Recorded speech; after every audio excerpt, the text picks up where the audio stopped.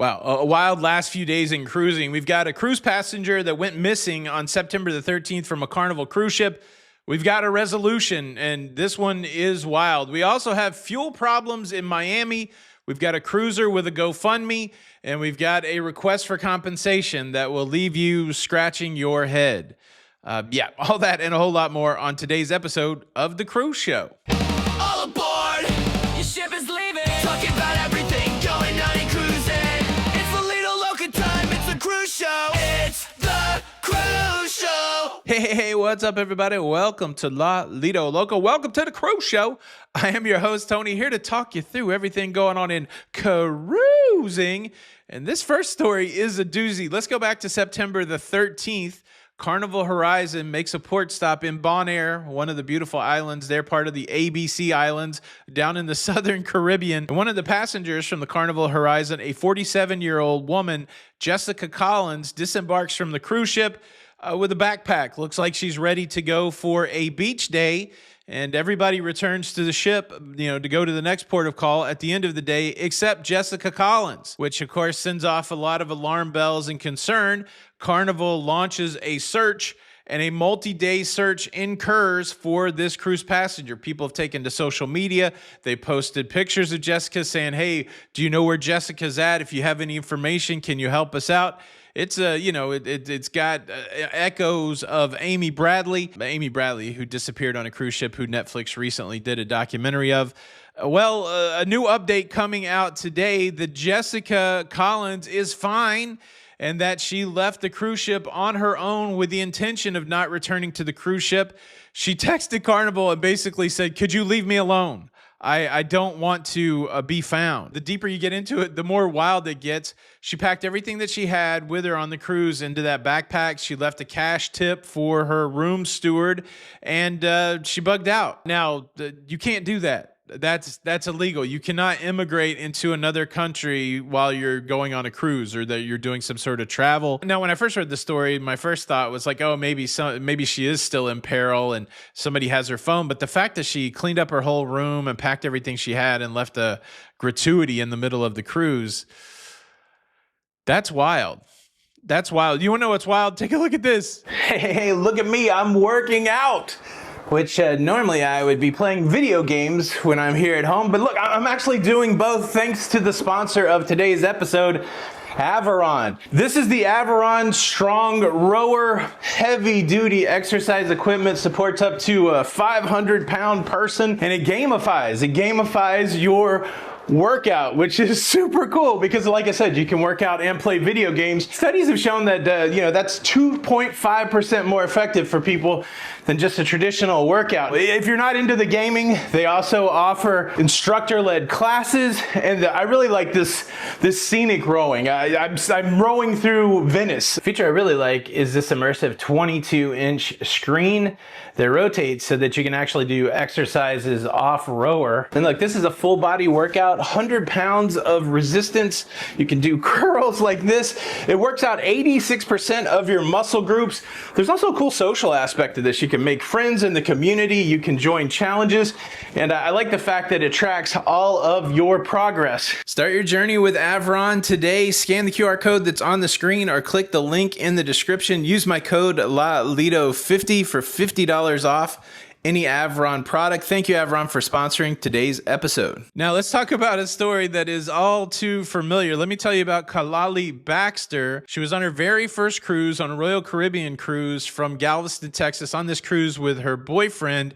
When she woke up sick, she was throwing up blood. She passed out on the floor. Doctors on the cruise ship said she had internal bleeding and she needed to be transferred to a hospital on land. From the time she was seen in the medical center, it was 4 hours before she could be disembarked in Costa Maya. Then she had to do another 4 hours of travel from Costa Maya to Playa del Carmen. And then once she got to the hospital, there was an immediate demand for money. Her father recounts the story that they were contacted and they were told that they would do as much as they could do for $2,500, but more money would need to be forthcoming. All in all, they spent $13,000 on medical care between Royal Caribbean and the hospital in Playa del Carmen. She was returned home to Texas, but the problem is no travel insurance. No travel insurance at all. And so now they have a GoFundMe out there saying, can you help us pay this $13,000 bill? I think the quote of the story is from Craig Baxter, the father. He said, sometimes the trip of a lifetime can become the situation of a lifetime. Well said. The way I like to say it is nothing is a problem until it is a problem. Get yourself some travel insurance. Speaking of situations, this next situation will not be resolved with travel insurance. I see this being reported by Frank over on Cruise Radio, our friend Doug Parker, Cruise Radio. This is a wild scenario here. In Port Miami, there is a large piece of real estate that has fueling operations that the cruise ships use. Bunkering operations. Well, the ownership of that property has been sold, and the new owner of that property intends to remove the fueling operation from that area and make it real estate, which makes a lot of sense because it's right in the middle there of South Miami, some of the most expensive real estate in the country. So surely, don't call me Shirley. Surely having real estate there could be more profitable than having fuel. Problem is that would be a detriment to the whole Port of Miami that uses that bunkering system for fuel. And the cruise industry being one of the biggest impacted. Miami is the cruise capital of the world. They are constantly in battle with Port Canaveral to be the busiest, and I believe it's currently Miami. The situation's so dire that the cruise industry advocacy groups led by Royal Caribbean CEO Jason Liberty, they've spoken out about it. And now we have commissioners there in Miami saying, look, we're going to try to buy this land. And if they don't accept our offer, we may have to enact eminent domain where the government can take the land.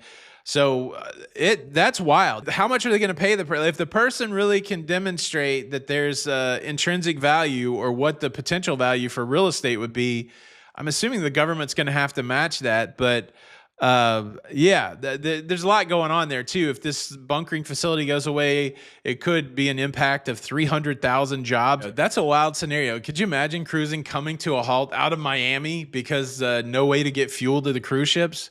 I just don't think that's going to happen. So it'll be interesting to follow it. Look, we're pretty deep in the show at this point. I do have to tell you about this crazy compensation request. But if you're digging what I am putting down, please hit the like button. This would be a good time to do it. This next one's wild. Every day I watch the Carnival brand ambassador when he's working, do his video upload. And he told a crazy story today about a couple who requested compensation for the wildest thing. First, they set up the story by saying that prior to their cruise out of Los Angeles, they stayed in Las Vegas at the Stratosphere, and they had a challenging stay at the Stratosphere because in the Las Vegas hotel that they stayed at, their neighbors, they like to have vocal intimacy. So intimacy in a way that they could hear them in the room next door, and they accompanied that with a soundtrack of loud music. And they were disturbed and they were upset because their sleep had been disturbed, and they don't want to hear strangers, getting down. Get down. They do it. So they go down to the guest services and they say, hey, we got a lot of loud, boisterous lovemaking next to us. What are you going to do about it? And the Stratosphere apparently did nothing. And so then they go onto their Carnival cruise ship, and lo and behold, they were disturbed in their cabin. Now, they weren't disturbed with the same kind of noise, but they were disturbed by their neighbors slamming their balcony door loudly. And it happened multiple times, and it caused them to go down to guest services on Carnival and complain and to ask for compensation. Now, Carnival, their guest services reached out to the neighbors and said, hey, we've got some noise complaints because of your balcony slamming. Can we curb that, enthusiasm? Can we curb that noise? And they did. And the people said that they met their neighbors in the hall, and the neighbors apologized. But they mentioned it again, or at least in the retelling of the story, that they got no compensation.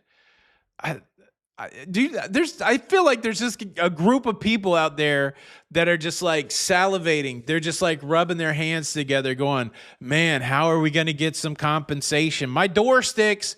I'm afraid somebody's going to break into my door. Can I get some compensation? The hot water's not hot enough. Can I get some my neighbor slam? People need to calm down with their compensation out there. That honestly, what should have happened. It was very good that Carnival customer service, addressed the noise complaint. But I'm not.